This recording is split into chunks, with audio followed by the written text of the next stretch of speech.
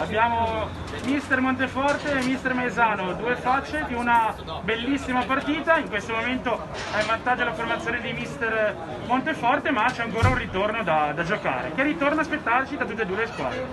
Io spero che sia divertente, forse è una delle più belle partite che abbiamo giocato io e Luca contro. Abbiamo giocato tante volte, qualche volta con la squadra più forte io, qualche volta con la squadra più forte lui, però direi che oggi è stata una partita importante, spettacolare, e c'è un dato importantissimo, che hanno giocato tantissimi giovani oltre il numero, per cui a chi continua a dire che far giocare obbligatorio i giovani ci dicono delle grandissime cazzate. Mister, cosa non ti è piaciuto del Genova Calcio oggi? Perché ho visto una grandissima prestazione.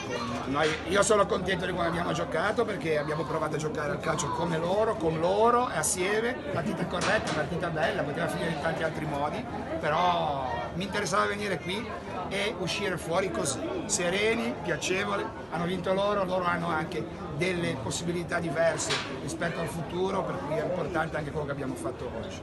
Mister Monteforte, a te cosa non è piaciuto del tuo rigore? Boh, tanto ti dico cosa mi è piaciuto, il calcio. Oggi ha vinto il calcio. Secondo me oggi ha vinto l'idea di due squadre di giocare per fare male all'avversario. Sono partiti bene loro, ci hanno fatto questo gol a freddo, poi secondo me abbiamo fatto un grande primo tempo dove abbiamo concretizzato, forse un pochino poco. E poi ciao ragazzi, e poi c'è stata una partita di grande equilibrio perché grande caldo, grande stanchezza, ma le squadre non hanno mai rinunciato a pensiero di fare gol. È finita 3-2 per noi, ma era apertissima in tutti i modi, però oggi secondo me ha vinto veramente il calcio. Ecco, come ha detto il mister Maesano, tanti giovani in campo.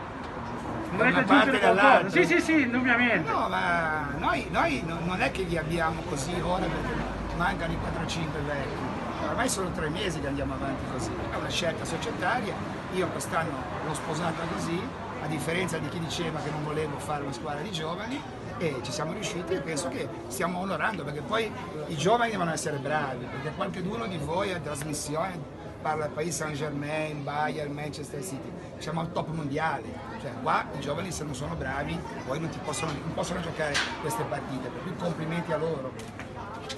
Grazie mille. Grazie a voi, grazie a voi.